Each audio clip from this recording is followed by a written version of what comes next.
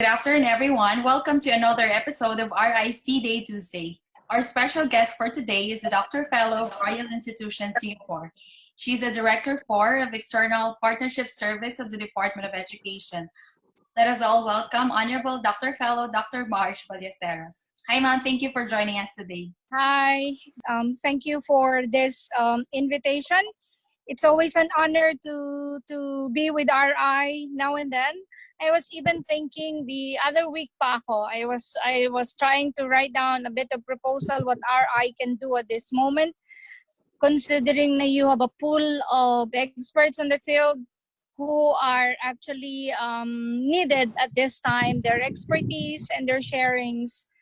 Kasi for us in the education sector, we're taking slow because we need to consider a number of things aside from the budgetary requirements of the government. So the goal of this interview series is to open up the discourse surrounding the COVID-19 pandemic. So we want to reiterate that the COVID-19 continues to have huge effects on the current state of the world. So even though we are isolated from each other, we hope that through proper communication of pertinent information, we can be better informed, aware, and mindful of the situation. So ma'am, may we know the COVID situation in your area? Okay, for everyone's info, I am in the northern part of the Philippines, Region 1 for that matter. So I am in the Ilocandia, at the heart of Ilocandia, which is it's 47 minutes away from the capital, which is Vigan City. And territorial-wise, this is the territory of the Singsons, and on the other side is the Marcoses. So in my town, which is Santa Maria, where we have the UNESCO heritage here, it's zero COVID. It's COVID-free, but the whole province is really COVID-free because from the time I arrived here on the 13th of March and 15 was the lockdown, the governor and together with his council already had a provincial resolution or executive order that there's going to be a total lockdown on the 15th onwards. So that's how it started in March. And then when the ECQ was lifted, it was again, they did not lift immediately. They waited for a few more days before they lifted the ECQ, and prior to them lifting the ECQ, there were guidelines that were explained to people. I like how it was handled because the barangay officials, for that matter, they went house to house, not going near the house, but actually they made use of megaphones, slowly explaining to people why it's going to be this, why it's going to be that, and schedules were put on Facebook. Schedules were posted in places where people could see, and they were very strict that there should only be one who is a legitimate member of the family to go and do marketing once a week. And should there be emergencies, the whole province, they have schedules for ambulances, doctors, and nurses.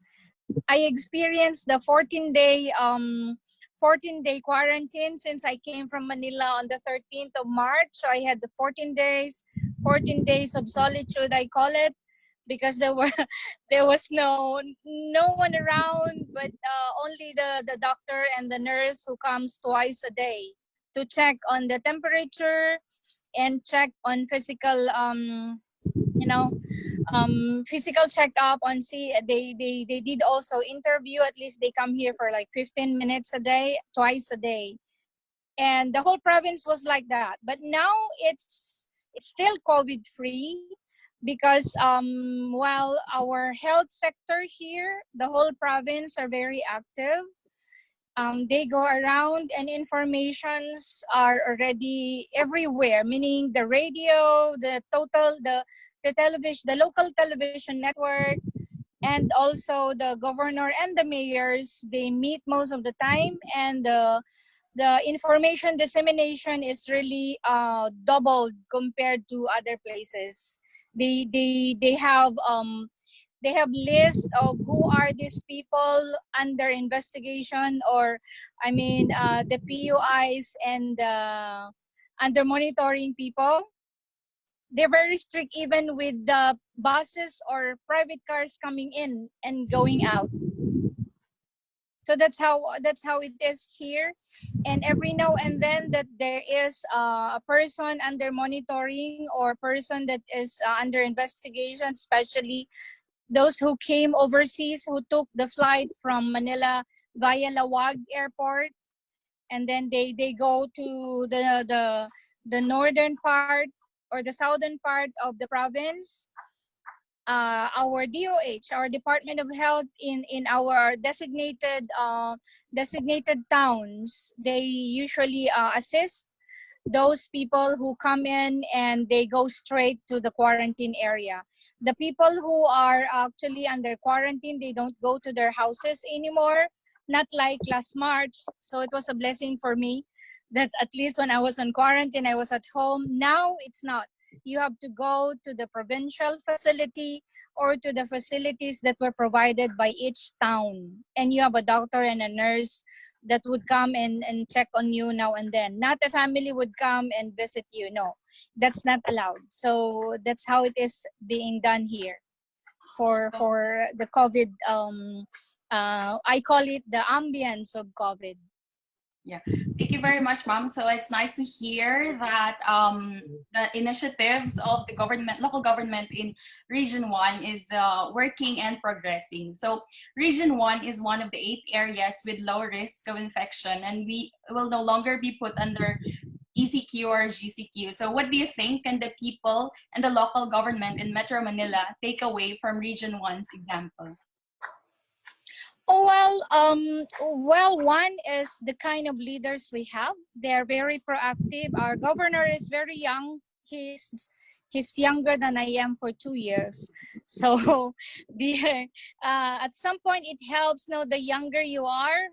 In terms of politics, based on my observation, they tend to be more proactive, and they think and they find ways, not only thinking but also they themselves find ways on how they can prevent.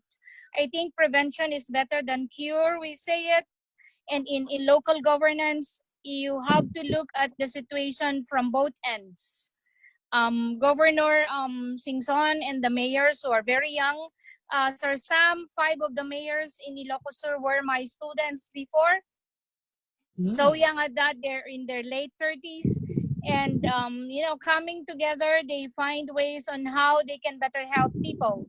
In the metro, I think one is each mayor has its own, here it's unified. When it was implemented, for example, this GCQ now, you said we are at the low risk, but still the GCQ applies to everyone. There is still a schedule when to go to the market, who can go to the market, no roaming around of senior citizens, of young people.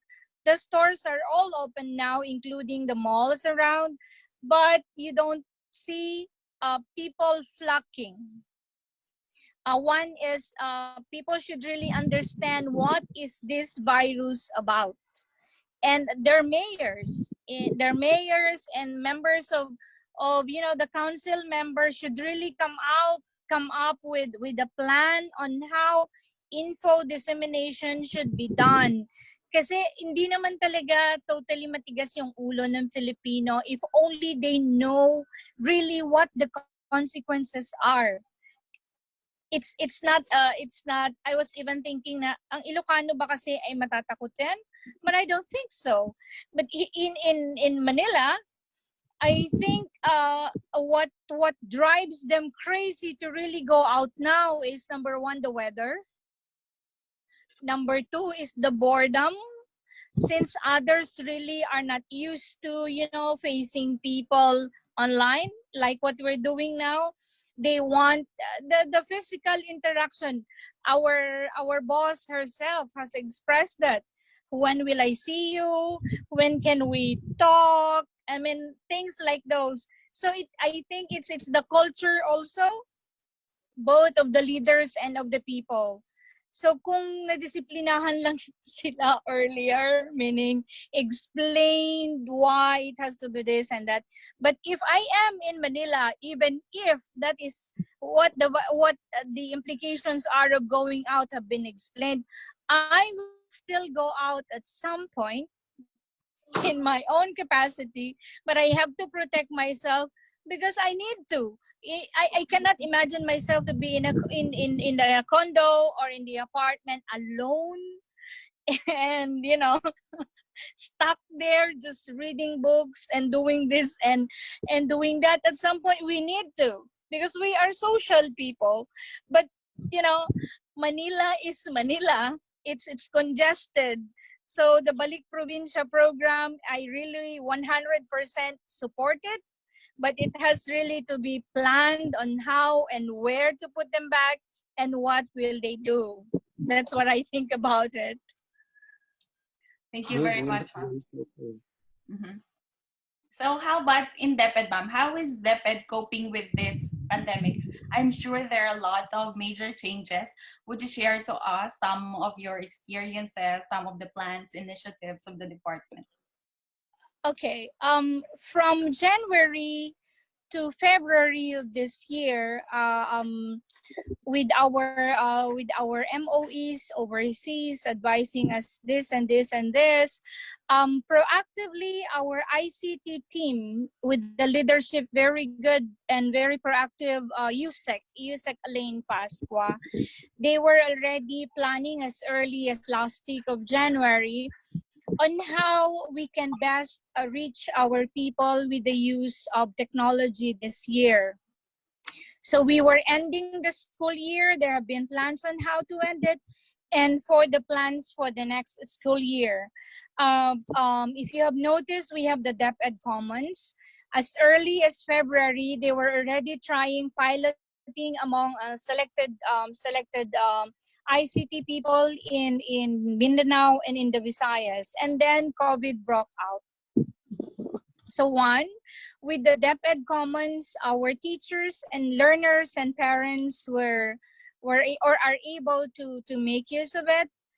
Second, for us in the administrative level, the policy level, we have been meetings online, and it's not new to us because, for example, in my office, I have introduced this as early as 2016, that we don't need to travel to places any longer very frequently, because we can actually meet via Skype. There was no Zoom yet. I wasn't familiar with Zoom yet, but I was familiar with the use of video and Messenger, and most of the time on Skype. We attended the first APEC meeting, the senior officials meeting in Malaysia via Skype during I think second week of February, and then COVID broke out.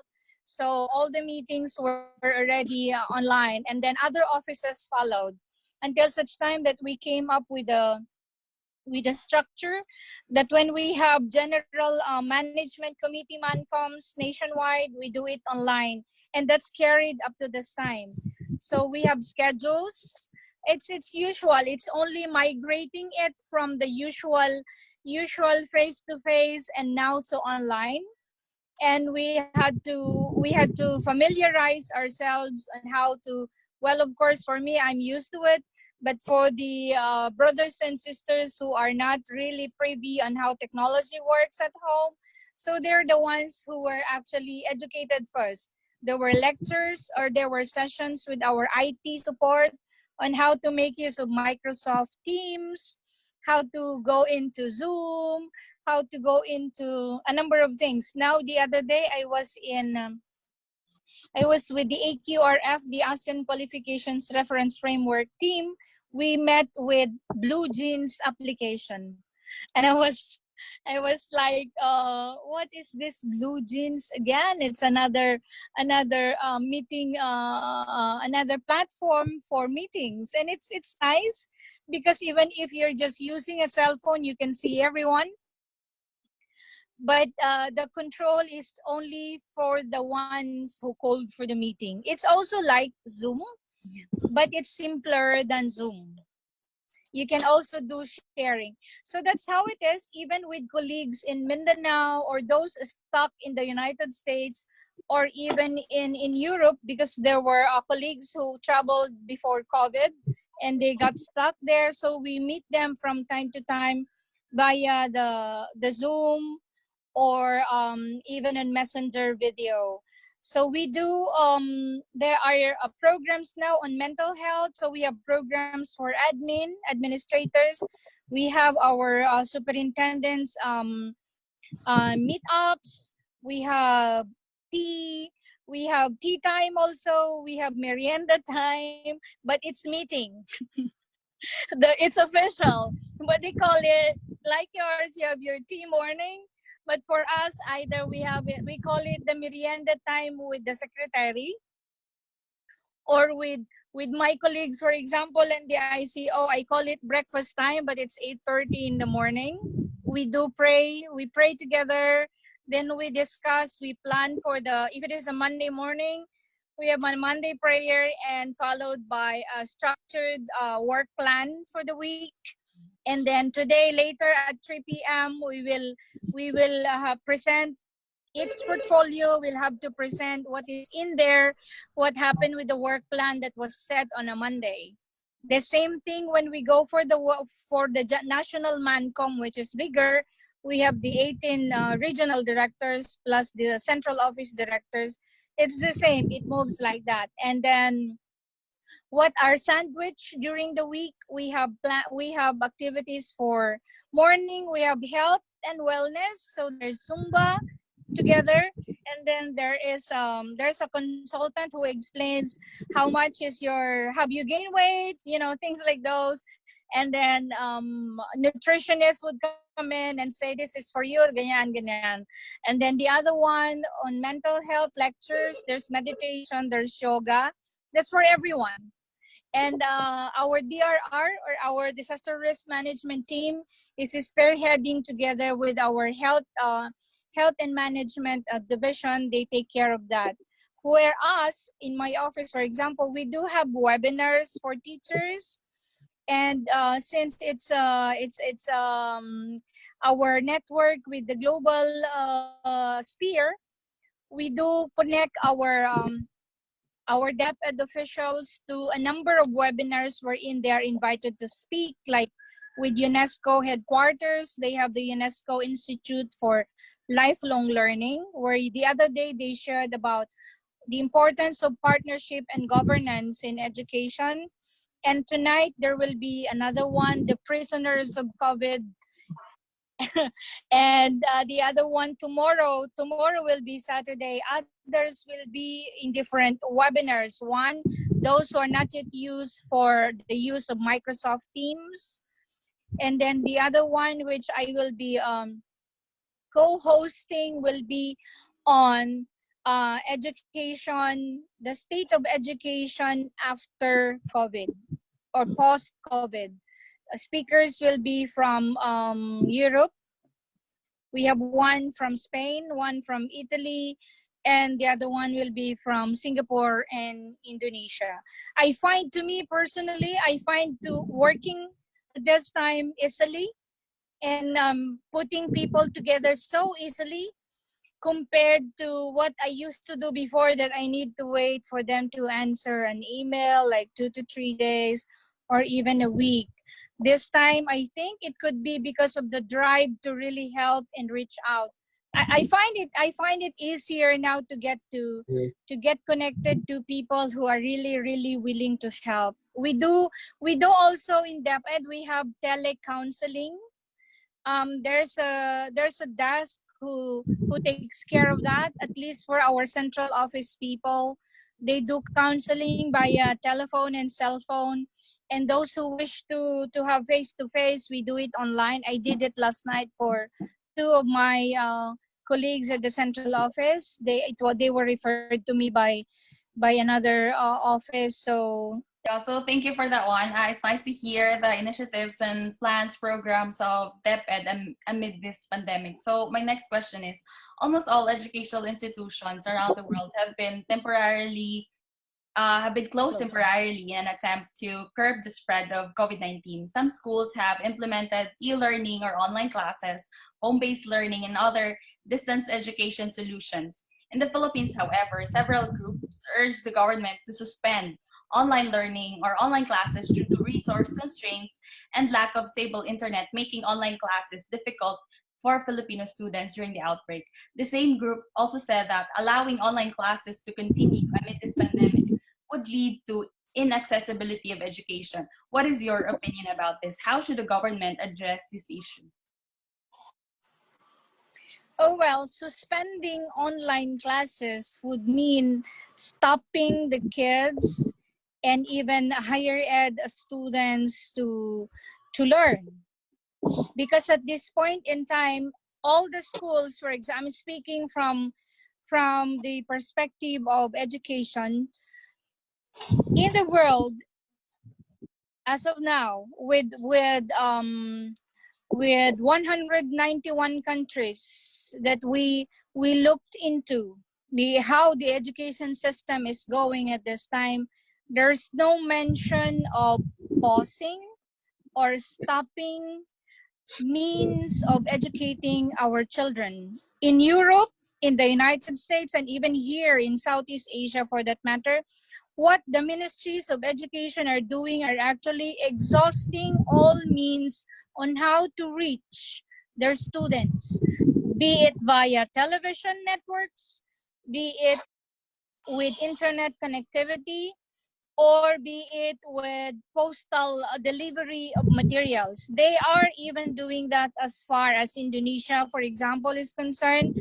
Those areas wherein places could not be reached with technology, no internet, no cell phones, nothing. So what they do was actually to partner with the government units, which we are also doing here in the Philippines. Now with DepEd, with DepEd Commons, for example, we have now reached like around 9 million individuals that is composed of teachers, parents, and students. And also with the alternative learning system delivery, we do deliver modules with partners on the ground like the local government.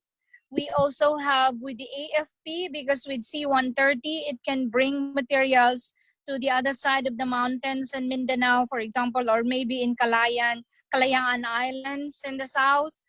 And also here in the northern part, DepEd did mapping at the national level. We did mapping. How many teachers have laptops? How many teachers have access to the internet? The same with students. How many students have mobile phones? How many students have access to the internet? And from there, we already saw how many numbers of teachers will have to be provided with laptops. That's why if you have seen, I think on Facebook, even in the presentation of the secretary, the government is providing the teachers one laptop each for those who don't have laptops yet. And for students who don't have access to the internet, no, not even a cell phone, or maybe with cell phone, the materials are provided to them with the help of the local government to go and deliver. If not, our teachers, our volunteer teachers for us, they are doing that, and that is in coordination with the Department of Local Government and also the Department of Health, because there are protocols. So Yeah. we the local government protocols, and then of course the Department of Health, and then DepEd. We know that our secretary kept on saying education should not stop, even with, we have seen that even with calamity, with different calamities, the typhoon, the earthquake, and all. We have been hearing her saying education shouldn't stop. And now with COVID-19, much more that education shouldn't stop. That's why we keep on upgrading our facilities for us to provide better service with technology, aided lessons, and also we are upskilling and retooling our teachers. Our teachers are now starting to complain. So many trainings online. And then I said, just keep calm, go with the flow and try to learn. Here in the northern part, I get bombarded with a number of concerns from morning till night. And you can imagine me holding Zoom meetings with them, trying to explain one after the other. This is actually the intention, because sometimes once they see it on the news, especially if it is on Facebook, they see, oh my god, the usual reaction, oh, how can this be, how to do this and how to do that, and they get panicky. And at times sabi ko din, ako din kaya nagpapanik, but I'm trying to keep my cool, or else I get into kind of, the going up and down of the blood pressure also. Okay, I'm glad I'm hearing that kind of mindset and direction from an official of DepEd. Because if we stop even for a very short period of time educating our people, that is more devastating than COVID. Yes, sir. Because I agree. you will definitely destroy generations and generations to come when you stop educating people. That's why education must have to continue, and the government should give finance and support to educational needs of our people. No matter what will happen, education must go on. And Agree, sir. we have our good teachers. Our teachers, whether it is in public or in private systems, they are very creative. They know what to do. They are more better than us because they know what are the needs in their localities. They are creative given the opportunity, given the inspirations and motivations to help younger people. You know, I want to extend my congratulations to you and Yusek Pascua, Elaine. Bakit naman? Yung, yung tinatawag na DepEd Commons, it is swelling in the ground level. Very acceptable because you provided all the materials from K1 up to senior High school. level. Yeah.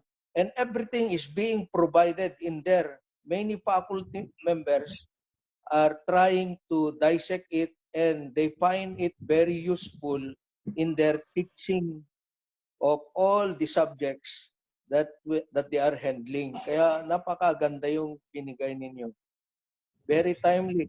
Very timely. Tsaka yung sir, I introduced in 2016, half of 2016, that teachers should really be preparing for the open educational resources para hindi sila paulit-ulit nang gumagawa ng lesson plan every year. The OERs, if they will do it, di ba? They can have it shared, and not only here in the Philippines, but it can also be shared overseas. And I'm just glad na very receptive si Yusek Elaine Pascua on what the OERs are for. Siguro mga 2 sessions lang kami sa kanya. Kasi sabi ko, I'm just a director. I couldn't push anything at the policy level kung hindi Yusek or ASEC yung magpipresent sa equivalent ng Commission and Bank, di ba, sir? Sa CHED kasi, marami nang naka-download. Free eh. Yeah, ang dami. true. Dami. And we have partners on the ground who are really supportive then at some point. Kaya it's getting there, sir. We're glad that the secretary is very intelligent and she values consultation before she decides. She consults not only her people but also the external members of the department, meaning past secretaries, people on the ground like you guys, people in the business. What can you say about this and about that before the policy comes out? Na ngayon, with the the bills that are now in Congress, and hopefully we will be at the Senate next week for approval na, ay lahat yan po, it went through consultations. Okay, very good. And since many educational institutions are forced to hold classes online and fields related to the study of work and the internet, like digital humanities, are on the rise, in your expert opinion, how will the future trends of academia be affected and influenced by the current situation? And what are your forecasts for academia in the future? Oh, well, you mean for higher ed? Higher, Or from higher ed and basic ed, maybe? yes, ma'am.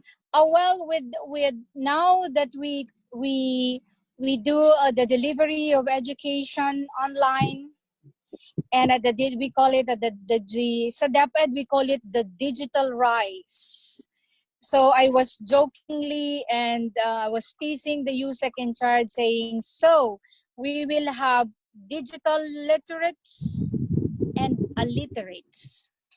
When I say digital literates, this would be people or the younger generation who will be privy on the use of all the platforms available.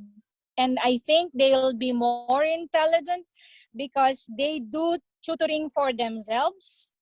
They tend to really learn by self-discovery, and at the same time, if you are doing self-discovery, you are also mastering it by yourself, because there's no way for you to get to call immediately the teacher, but it's going to be with artificial intelligence that are going to help them really retool and upskill themselves.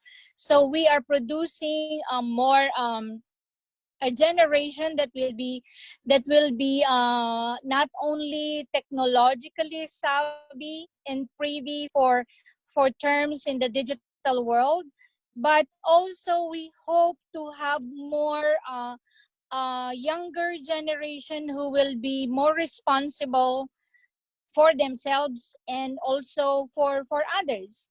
Kasi the responsibility now lies on them, because it's self-learning siya, self-driven learning siya. So what teachers now are doing with what I said earlier, global citizenship education, is actually to arm our students now via online on how to make use of this and of that.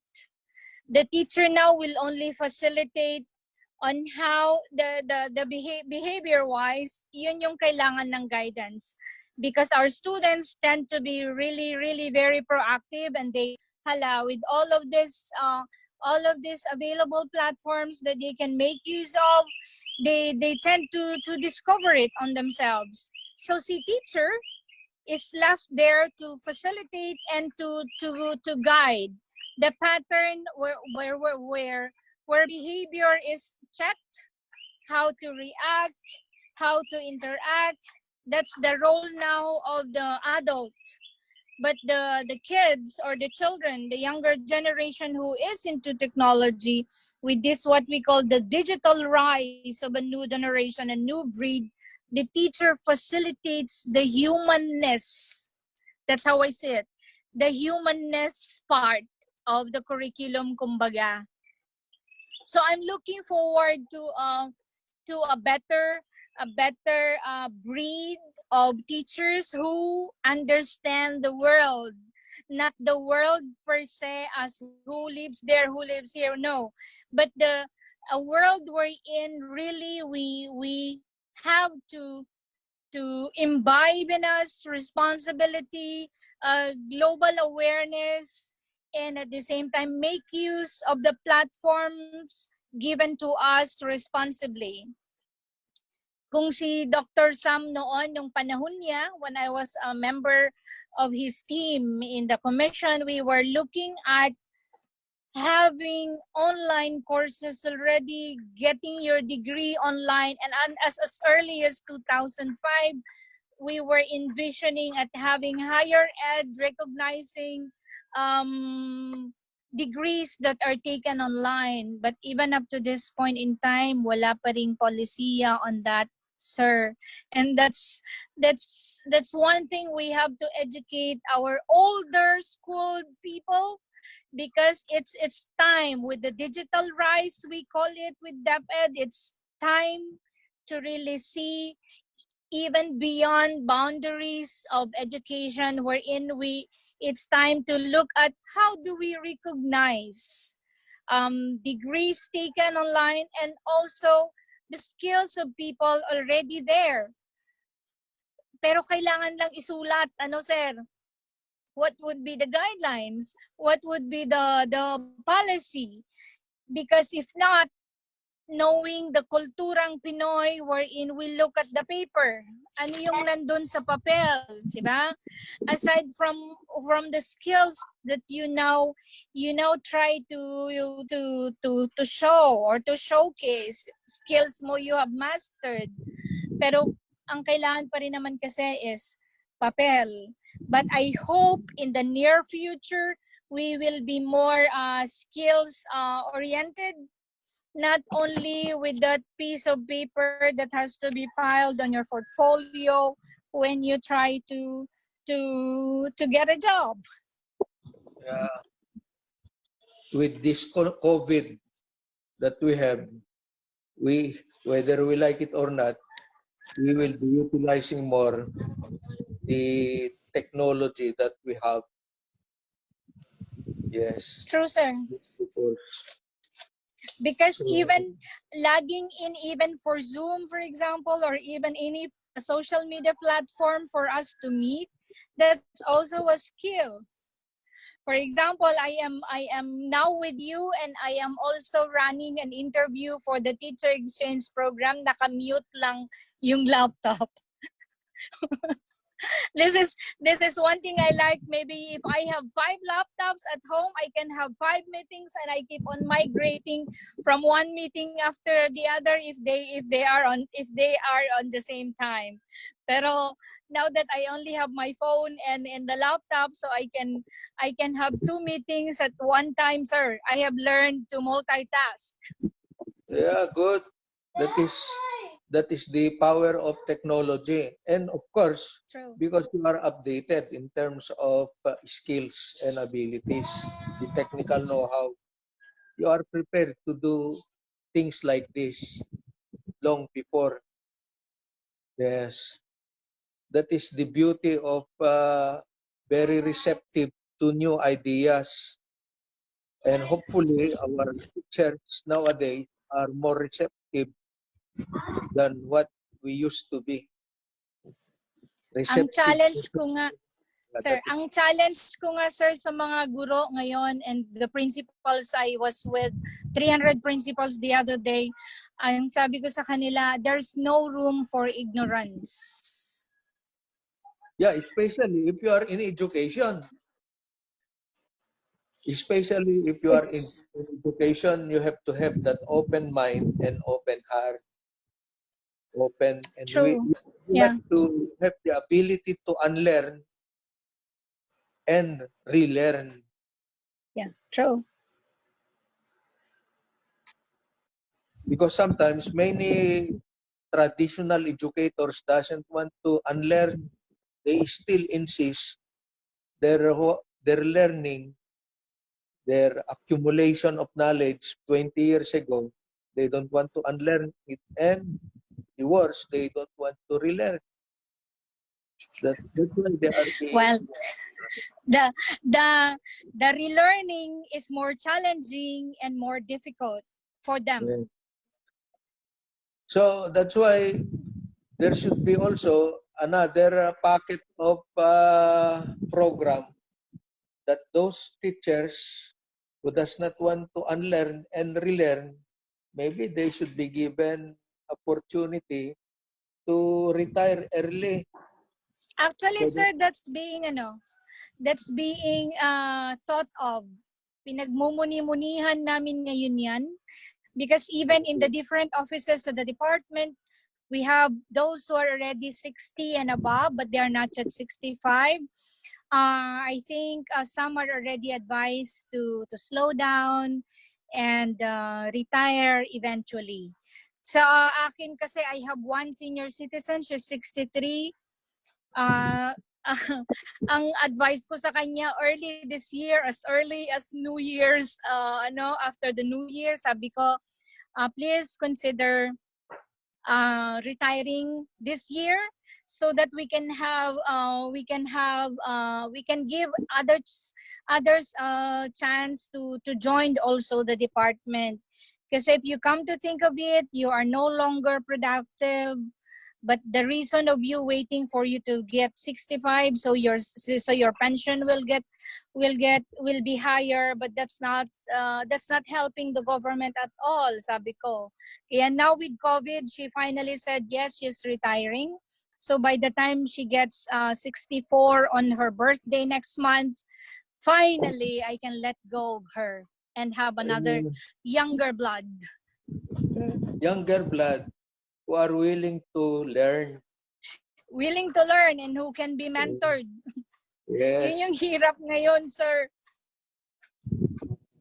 Can you tell us more about DepEd's Safe Back to School program, and in your opinion, what is the state of education in the Philippines post COVID-19? Oh well, there are a number of plans that remain unwritten, because during our past two national management committee meetings, I have heard a number of plans. Well, what is written and what is now being implemented is our learning continuity plan per region, because education needed to be contextualized at the moment, and it has been contextualized all these years. But when I say contextualization, it depends on the kind of what is the status of the learners and the teachers per region. So in every region, there is a learning continuity plan wherein it was crafted by both with the presence or with the help of both our partners from the private sector and from the public sector. So this is done in partnership with private and public on how they are going to deliver education in different areas per region. But at the national level, it's the same. There is a learning continuity plan for everyone, both for admin, for teachers, and for the students. For post-COVID, we are thinking of we started talking about this new normal, but the secretary said it's not really new. It's just that we are only actually articulating or facilitating what is already there before, but it was never enhanced, and it was never kumbaga, it was never nurtured. Now we're nurturing it, enhancing it, and the DepEd side, we're facilitating for both the learners and for the teachers. Well, post-COVID, one is a top priority is the health status of our teachers. Although there's not much budget for them to get checked, meaning whether they have COVID or they are what other illness they have. But there is a medical budget for their medical checkups and all that before even asking them to go and physically present in schools. That's why we're making it clear that the opening of classes in August or on the 24th of August it doesn't mean physical presence. It means a national opening wherein we are declaring nationwide and worldwide that in the Philippines, the opening of the school year 2020-2021 will happen on the 24th of August. Others are reacting, super and hyper reacting, that teachers shouldn't be in schools, that students shouldn't be in schools. Who said so, that they will be there on the 24th? Because post-COVID, we are looking at blended learning. We are looking at flexible learning options. But for the FLO, so the flexible learning options, it has been there a long time ago because of our alternative learning system programs for both adult and learners, younger generation. So even with post-COVID, we're ready because the flexible learning options are in place. And also we are just retooling our teachers and trying to make them aware and understand also what their roles would be when we say we are opting for blended learning. Will you want homeschooled? Will you want in areas where there's no COVID? For example, here in Ilocos, the discourse now, ongoing discourse is how many of the teachers will report on June 1st to June 30? When will the students go to school? Is it on the 24th? If they will go to school, how will the classrooms look like? Will it be like in China, that in the kindergarten they have a hat wherein there is a what's this, some kind of a stick para pag lumapit to keep them to keep the social distancing. So there's a stick that's available on Facebook. If you don't have a copy of that, I can send you a picture. The teachers made them hats so that the students should be away at least what is the official no, measurement on how distant you are should be from your seatmate. But in DepEd, we cannot just easily do that because how many of the students are in class? Maybe in Batanes they can do that because in kindergarten they only have like 5 or 10. In the small islands, they have 10 to 15 students per class. But in Metro Manila, with 60 or 50 in a class, I don't think they can do that. So what we're looking at is if the students will already report, and teachers as well, still social distancing will be is a policy, and at the same time our practices on health, we have partners for that. And the wins or wash in schools have been there a long time ago. And with this COVID and even post-COVID, the policy and the partnership with the German partners will still be there. Yung ating wash in schools and even our other health-related programs like OKCAS, DepEd, and Yes to DepEd with all the partners for health is actually reinforced this time and the more during and or after COVID. So that's how it is now.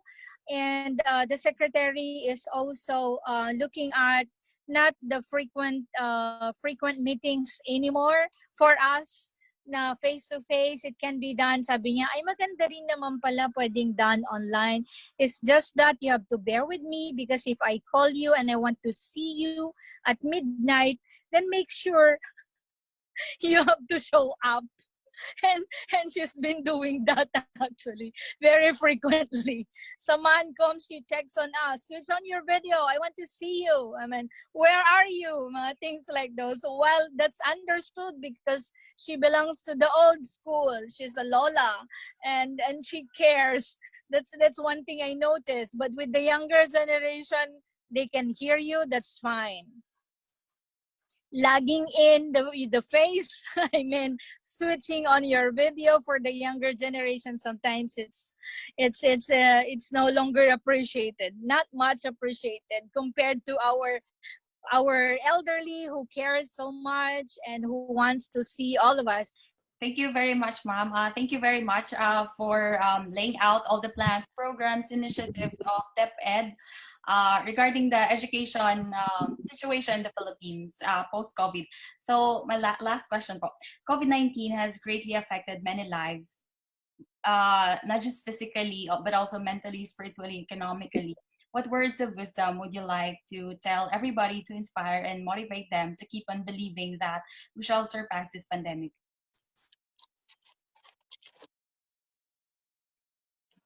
Oh well, that's usually my point of departure every time I do my reflection and meditation every morning. What will happen next? What am I? What am I to do? What help can I mean, in what way I could reach out? All of these things. Basically, all things shall pass. And I believe that. Lahat natatapos. Ke relasyon, ke pagkain, ke taba, lahat yan may katapusan. So even COVID, it will end. And how it's going to end, that we cannot predict. When and how, that's one thing we have to be prepared of. But basically, if I have to, what anchors, what is the real, what's this? In my belief, when I said all things shall pass, if you are a believer of the one, the supreme being, what is written will come and it will happen. So it is written, all things shall pass. History repeats itself, they say. And we have seen the many write-ups for the past 2 months in Spain. What was in Spain in those century? What did they experience in Italy, for example, with the Jews, for example? But basically, in the Bible, the 10 plagues passed. And those who surpassed it, those who survived the 10 plagues, had more faith that indeed there's one who is more powerful, unseen and yet powerful. And I believe when I say it, this will pass, it will pass. And in every crisis comes an opportunity for people to grow. Grow in faith, not only physically, but in faith, and also growth on how we see and perceive who we are, what we can do, what we contribute for the community, our own family in the first place, the community, and for the nation. For me as an educator, I look at it each day. I welcome each day, thanking the Lord that it's another day to serve and another day to think on how we can improve better the lives of others, not only financially, not financially though, but at least on how people understand. That's why I do overtime at times, entertain calls and video conferencing, just for some thoughts or reflections on how we're going to do this, how is this done, when. But most of the time the house are difficult to explain. So to all of us, believe that this too shall pass. And if it will pass, then we will survive. What keeps us going at this time should be the belief, the faith that anything and everything can change because we are not in control. The one in control is the one who's got power. And the one who's got power is unseen. What we see as leaders now, those who've got powers, they can control and manipulate whatever is there. But there's one more. There's one more supreme being who's got control of everything. Maybe love is thinking, when can I fly back again to Spain or maybe to Europe? Maybe Sir Sam could say, when can I go and visit my mom in the US? And I was looking forward to going to Singapore and meet with the ministry for next month. But all of these things cannot and are not yet possible because we are grounded. And being grounded would mean we are being disciplined. Hindi nyo ba nakikita na aspeto? Diba? We tell our kids, hey boy, hey girl, you're grounded for today. But what is it? What's the intention for that? Actually, for them to get disciplined. For us, yes, we're grounded for now, for 2 months. For more than 2 months, we're grounded. But look at how it has affected us. We've got fresh air. We've got bluer seas and bluer skies. We can now see the moon and the stars in Metro Manila clearly. You now breathe fresh air there. Here, looking at the rivers and the sea, I have seen fishes, because it's not allowed to go and fish illegally. I have seen the trees and the flowers more frequently, and I never thought that the Nara tree have beautiful yellow flowers. People are becoming closer and get the disconnects before are now connected once more. That's one thing I am looking at, that even amidst crisis, there's an opportunity for growth, an opportunity for renewal, and an opportunity to really deepen what faith that we have, and also relationships. Even in the midst of crisis, we try to strengthen harmony, understanding, love, and we share also joy. So it's a sign that indeed we are back. We are back connected to who really we are as human beings, not what the world perceives us to be. So, RI, do something to reach out. There's so much to do for our teachers, to educate them what we are and what they are supposed to be doing. So can we get qualifications of RI, sir, even online? So that's one of the things we should be looking at. We will. Thank you, love. Why not? Why not? Yes, so That is thank you very indeed. That is indeed a very good reflection, insight, and everything. I see in you, you're being a sister. That is what you were trained to be. One of your expertise. You are good in reflections, and this is what we call discernment. Discernment. Yeah. Thank you for Congratulations. sharing with us your insights and reflection. And from the beginning, your experience in Region 1, which is heartening to know that in different parts of the Philippines, there's different experiences. Because what we see on Facebook and all the time is mostly some negative feedback and comments, and people who are unhappy are posting a lot. That's something that communication is so important. And as you were sharing that you even reach out to people for like counseling at night and all that. So thank you for all that you're doing to reach out and bring some positive messages to the community, which is what we are trying to do with this Tea Day Tuesday series, that we're trying to reach out to our members and the wider community in this time and bring hope and some positive messages on what we can do and how we can look at this whole situation. So thank you very much for sharing with us your time and your reflections and the updates and some clarifications as well. Thank you.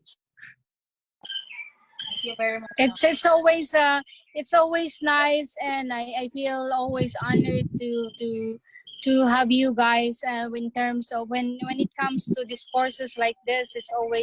It's not only that nice, but I look at it, it's also a moment of grace and a moment of growth, because when we exchange thoughts, share opinions, how we see things and how we plan to do it the next day and the following years to come, it's always something that I look forward to each day, because we always say no one is an island. We need each other. Even the healing is not only for one person, but it's for everyone, not only for a nation, but it's a world. It's for the world. Our educators, our viewers will have any questions. How can they reach you, or how can they reach DepEd easily? Well, okay, if they have questions with DepEd. The DepEd is everywhere in the social media. You have Tambayan sa DepEd, you have DepEd Philippines. You can always message the you call this our administrators. I mean, they are the ones handling the DepEd accounts on Facebook is the office of Yusek Alain, and we also have a very good the public affairs director and his team are very good. They always respond, and if they don't know how to specifically address your concern, they tend to send it to us. For example, in my office we handle international matters, like what we are working on at the moment are the teachers with J1 visa whose J1 visas are canceled or terminated and they are still in the US. So we are helping them facilitate to get into the program of the post in Washington DC so they could be sent home. That's why sometimes I only sleep a bit at night, because if it is daytime in the other parts of the world and they call, that's why I have to wake up as well. But the top priority now is for the teachers with J1 visa, students with J1 visa, and workers with J1 visa to come home from the US. Like, kaya I had a meeting with the DFA yesterday with the American Affairs, and I suggested also to just give them until June and then they can come home. Thank you very much, ma'am. Schools are opening here. But I wanted. Oh, wow! Yeah. When? Didn't want that in the. Yeah. Starting now already. I mean, it was home-based learning, and then we had home-based learning is online, right? So the schools were closed. But from 2nd of June, the primary and secondary schools are opening, and they're doing like Monday, Wednesday, Friday. P1, P2, I think, yeah. So yes, they are staggering, but it's still that's a lot. going to happen to us here too. And we also have graduating classes. So the primary 6, the grade 6, and the high school are going to go to school every day because they're preparing for national exams, right? But then the 1, 3, 5 lower, and then 4, 5, 6 are alternate days. So alternate face-to-face, alternate home-based learning. And that's already, it's so soon. The graduating classes started. June 2 is the rest of the school. So I'm just glad that I have no school-going children at this time. Mine are only 2 and 3. I'm going to keep them at home.